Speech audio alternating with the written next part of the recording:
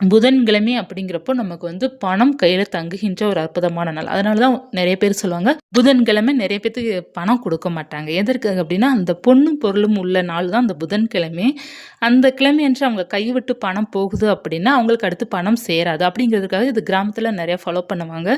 புதன்கிழமைன்னு தெரிஞ்சிட்டு ஒரு சில பேருக்கு வந்து எல்லாருக்கும் கிடையாது. ஒரு சில பேருக்கு பணம் கைவிட்டு போச்சுன்னா, அதுக்கடுத்து அவங்ககிட்ட சேரவே சேராது. ரொம்ப கஷ்டமாக இருக்கும்னு சொல்லுவாங்க. ஸோ அப்படிப்பட்ட ஒரு அற்புதமான நாள் தான் புதன்கிழமை. இந்த புதன்கிழமை அன்று பார்த்தீங்கன்னா, குழந்தைங்களுக்காக நம்ம வழிபாடு செய்கின்ற ஒரு அற்புதமான நாள்.